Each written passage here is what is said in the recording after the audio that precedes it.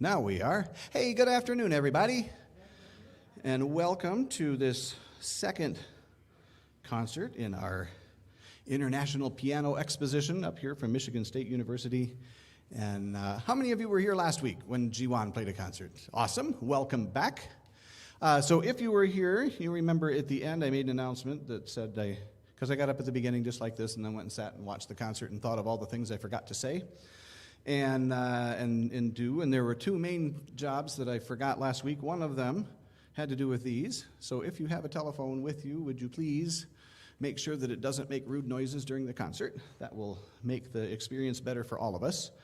And also, I don't even think of these things because I wouldn't know how to do it if I wanted to do it. But please, during the concert, no recordings or photographs or things like that. If you want to go back and watch it later, that's the magic of YouTube and Facebook, and these concerts will be available. You can watch them as many times as you want, share them with your friends, and encourage that. We would love that. But if you're here today, just enjoy it and do that. So, and that I should also welcome to you, but also welcome everybody that's joining us via YouTube and Facebook. My other job last week that I forgot all about was right before I came out to talk, I was supposed to dim these lights and turn on these lights. And it's not that I forgot that today, it's that at 12 o'clock today, the lights were working great. At 12:30, the lights were working great. And at 1 o'clock and at 2 o'clock and then at 2:30, they started to flash all over the place and I can't figure out how to tame them. So due to my not understanding the world of technology and all that, come back next week and see how the lights are. All right. So, I have lots of things to talk about, but I'm going to have another chance later in the program to talk about some of those. But I do want to thank Emmanuel Lutheran Church for this wonderful venue. We're so happy to be able to be here for these concerts and every week, and it's a beautiful facility. And so many, many thanks to Emmanuel.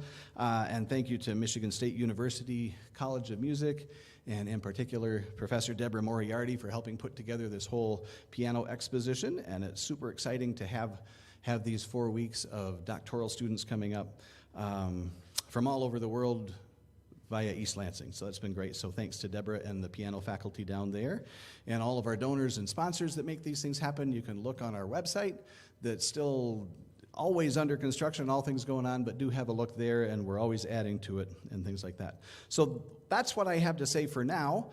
Hopefully you all have a program. And I talked to our artist, and in true Tuba Bach tradition, he's going to do things in a different order than what it says. Yes. Makes me happy to know I'm not the only one that does that.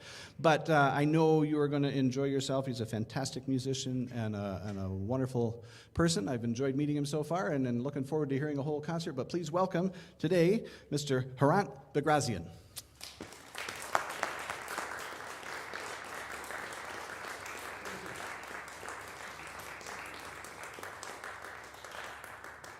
Thank you, everyone. Thank you for having me. I'm going to perform for you pieces by composers Frédéric Chopin, Johannes Brahms, and Ludwig van Beethoven. In your program, you have me starting with Beethoven Sonata, but we're just going to a little bit shuffle the program. I'm going to play the same pieces, just a little bit slightly in different order. And before each piece, I will just give a little bit of a short introduction, or if we might say some background story about the music which I'm going to play. So before each piece you will hear some 2 minutes of me talking, but I promise I will not talk too much. I will rather prefer to play more. So the first piece I'm going to start with is a Fantasy in F minor by Frédéric Chopin. Chopin wrote this piece when he was already a quite mature artist and composer.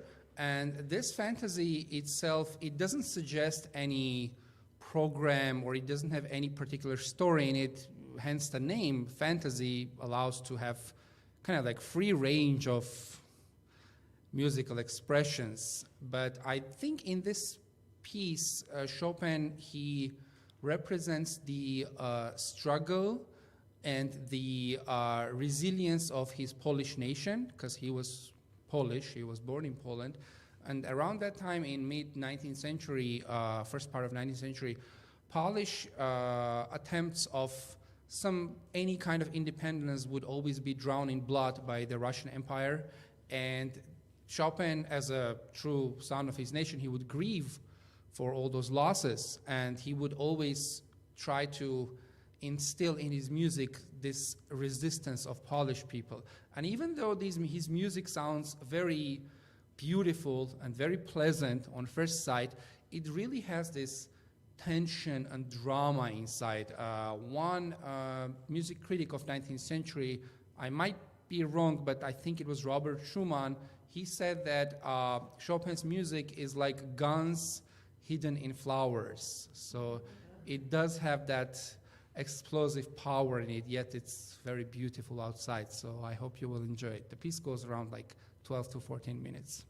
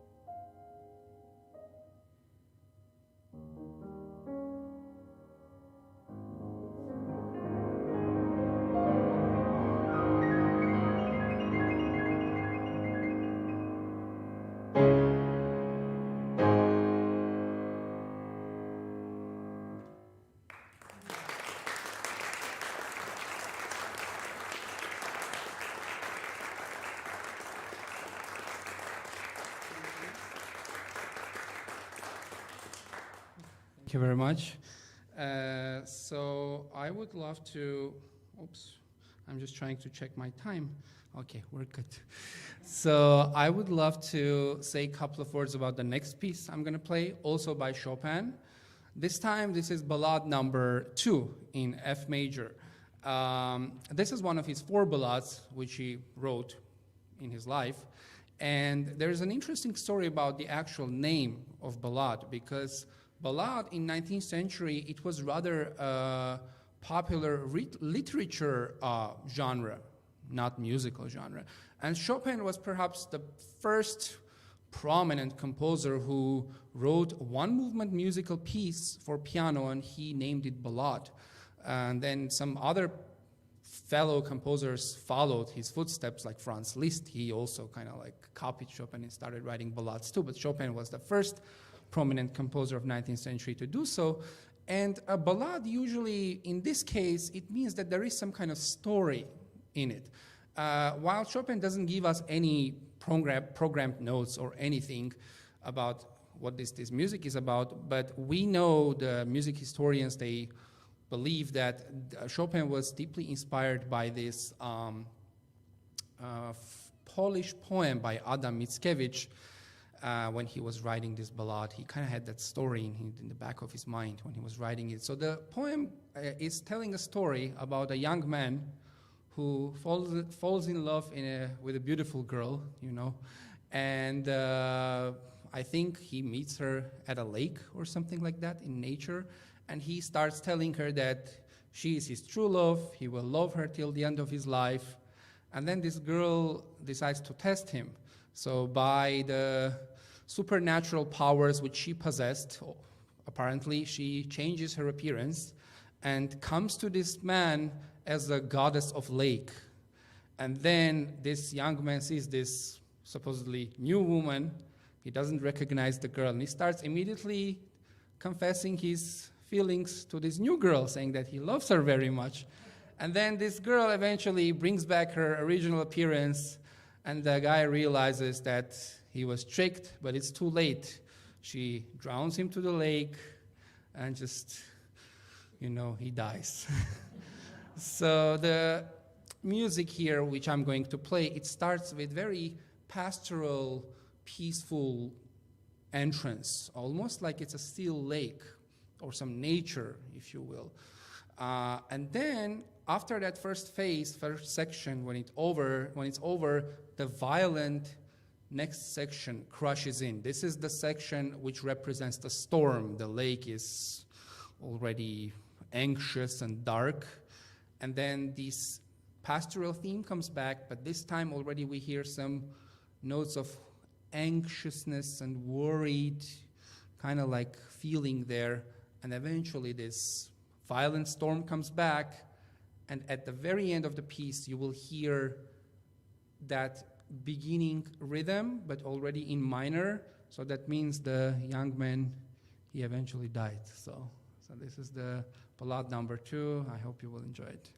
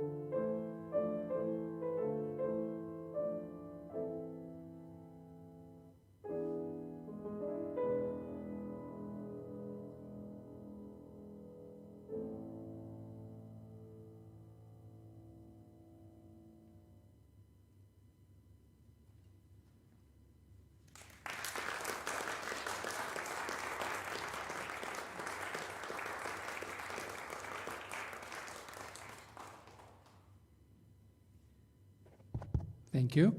Next two pieces I'm going to play, written by Johannes Brahms. So now we're shifting from Polish to German music. Brahms was one of the most celebrated classical composers of 19th century. He is one of the most beloved classical composers of all time, pretty much in history of classical music, it's safe to say. He was prominently active composing in the second half of 19th century. Now, the first half of 19th century, we had composers like Chopin, Liszt, Schumann, Wagner. These composers were very innovative and in many ways shocking for that time, because they were pushing the boundaries to the extreme, and very often they were receiving these polarizing reviews. Some people would adore them, some people would say their music was too crazy. So Brahms, on the other hand, he was much more, how should I say, classical composer. His music was based on deep traditions of German music. Particularly, he was very influenced by Bach and Beethoven, and to some extent by his older friend and mentor, Robert Schumann. Now, these two rhapsodies which he wrote, this is a late opus, so Brahms is already established, mature composer in his, I guess, late 40s or early 50s, I believe. And he didn't want to name these pieces Rhapsody, because Rhapsody, it was something which suggested they're very free-flowing, contrasting, almost like improvisational type of music, while Brahms was not the most, how should I say, improvisational composer. I mean, don't get me wrong, I adore his music, but his music is very cerebral, it's very thoroughly constructed, it's very, it doesn't have shocking moments. It has a lot of reflections, a lot of philosophy, a lot of deep philosophic insights, but not shocking element, yeah? So he didn't want to name it Rhapsody, but some noble woman who he dedicated these pieces, she was insisting, she was like, can you please name it Rhapsody? And he's like, okay, I will do it for you. Because he wanted to just name these pieces as Klavierstücke, which means just piano pieces. Brahms was just naming his pieces in a very simple way, but he reluctantly named them eventually Rhapsodies. So these are two Rhapsodies which I will play without break between them. The first Rhapsody is in B minor. This Rhapsody, perhaps it has a little bit more contrasting character. It has this influence from Robert Schumann. Schumann, another great German composer, he was famous for his emotional kind of like outburst in his music, in a good sense of it, contrasting, this moments of rage are followed by some intimate moments of beautiful melody. So that's what you will hear in the first Rhapsody. The second Rhapsody, which is in G minor, is quite different. Here we hear Brahms's influence by Bach and by Beethoven. You might even feel that this second Rhapsody, it sounds almost like a church organ. Brahms, he wrote a lot of pieces for church organ, a lot of sacred music for the church organ, and it has this very monumental character, the second Rhapsody. It's basically just going nonstop with monumental procession, and it has this very rich organ, church organ sound, so that they are quite different from one another, but nevertheless they are unified under one opus of Rhapsodies by Brahms. So I hope you will enjoy it.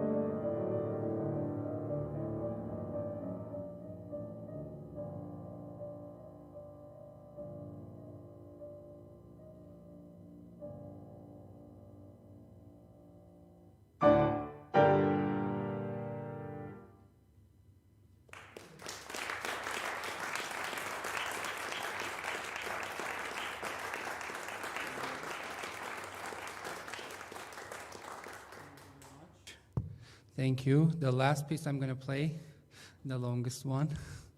This is the sonata by Ludwig van Beethoven. I just want to check how much time we have, so I might talk a little bit about it just for a couple of minutes. So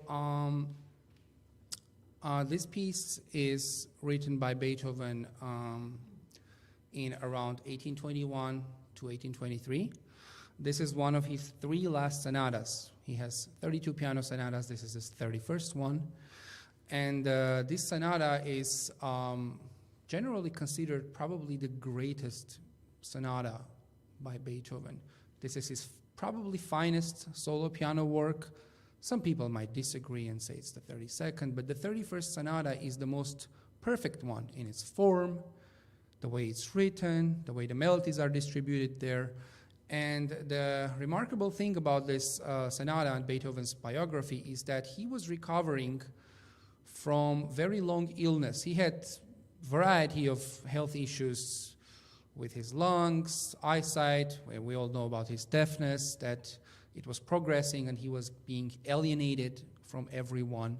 He was leading a very reclusive life, tragic life, and then things seemed to brighten up towards the time when he was writing this piece. So here Beethoven came back from his compositional crisis, more rejuvenated, full of renewed energy. And the interesting thing about this piece is that he explores some things which he probably didn't explore to that extent before. He is exploring the extreme range of the keyboard, very upper part, very lower part, which is not characteristical for his time. If you compare his pieces with his earlier sonatas, you will see that this piece is standing out in a different way musically. The other thing is that this piece is some sort of autobiography of Beethoven about his own life, about the different stages of his life. So the piece has 3 movements. The first movement is rather kind of like just encompassing general philosophic view on his life. And we can see that Beethoven, he already found peace. After all the struggle, all the drama, all the tragedy he had in his life, you can feel that in this first movement he found this peace with himself and with the music he wrote. And the second movement is probably a throwback to his younger years. And here Beethoven shows all these crazy years of his youth, his past when he was a young man. And interestingly enough, in this second movement, he literally quotes the melody, which was popular in the taverns of Vienna and other questionable buildings of the town. They were singing this melody. I'm going to just play it for you a little bit.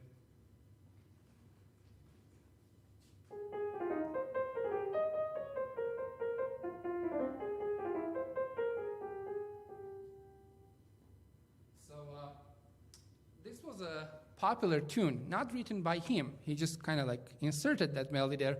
And I believe the words of that song were going something like, I'm a crazy young fella, you're a crazy young fella, we all are crazy young fellas, something like that.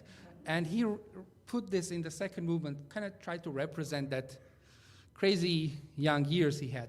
Third movement starts with a very tragic, slow beginning, and this already shows the struggle and the crisis of his life, where he was going through the most painful, tragic times of his life, completely alienated from everyone, not understood from everyone because of his deafness, his difficult personality, his illness. He was physically feeling not well. And in this third movement, the beginning of the third movement, he actually somehow, I don't want to say quoted, but in a way rephrased the famous Adagio by Albinioni.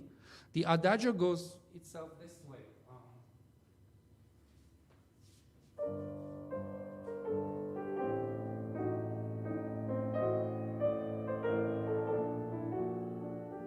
So Beethoven changed it a little bit. He did.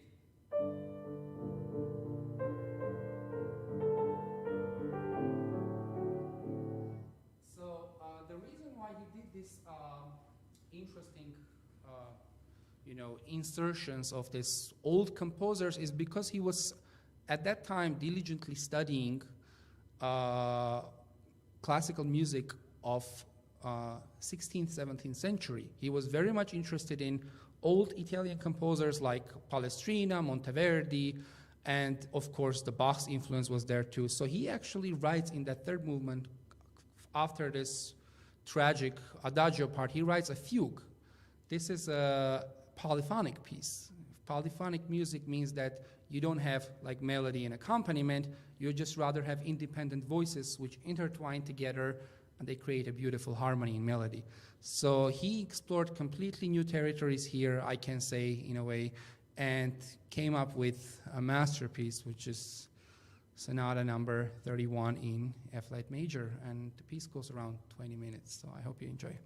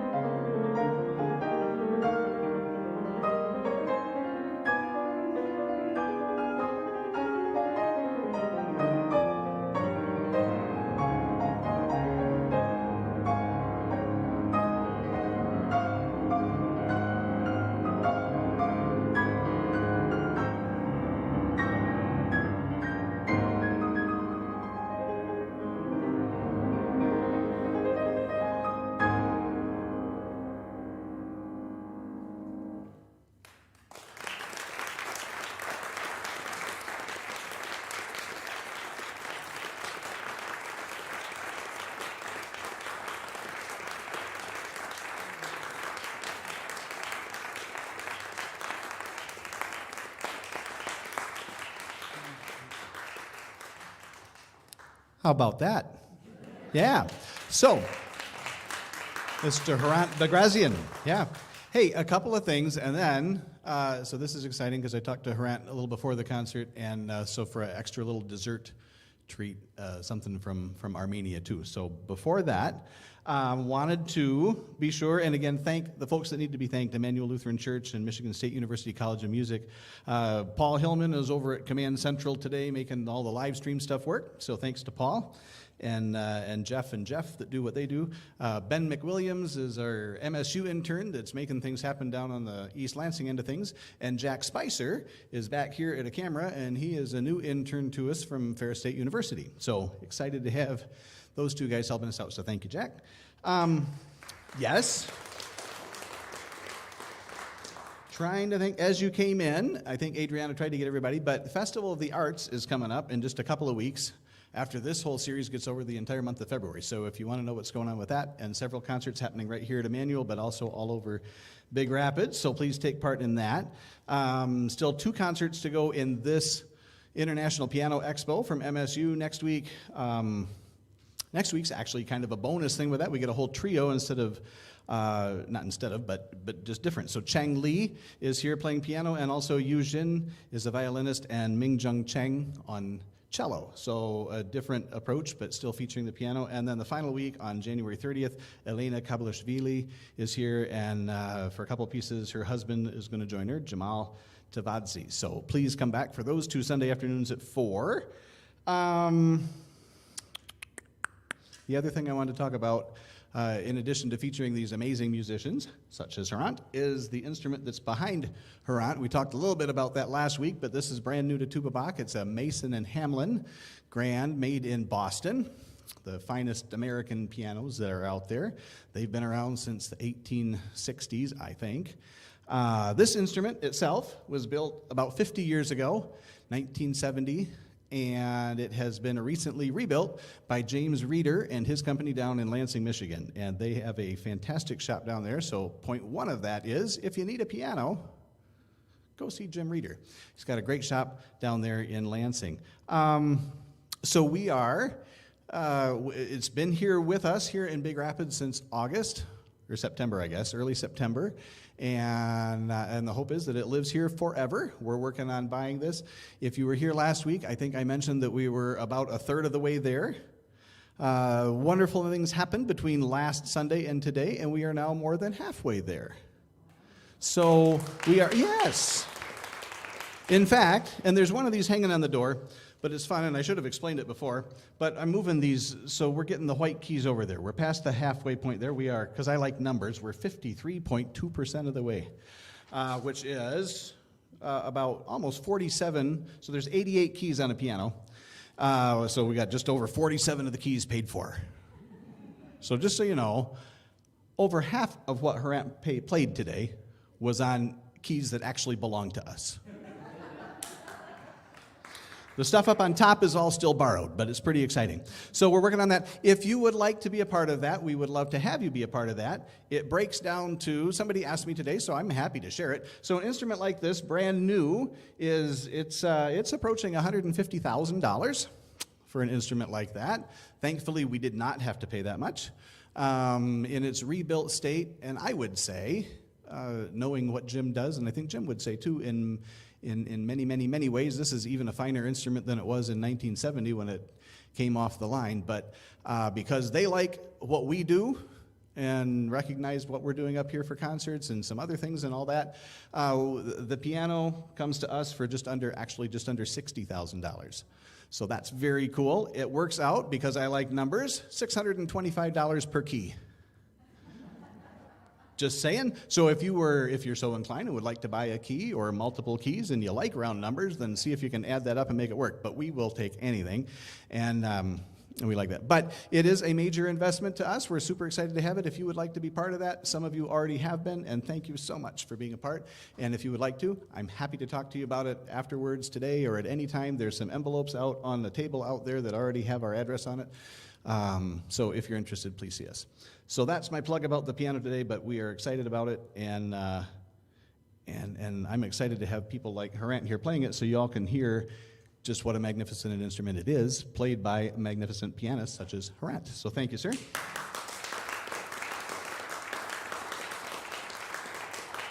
And, yeah, and still more weeks of that to come. But, as I mentioned, a dessert. I don't know if you want to talk about it or not, but I asked Hrant, and he agreed to play something from his home country of Armenia as a little bit of an extra dessert for us. So, again, Hrant Bagrazyan.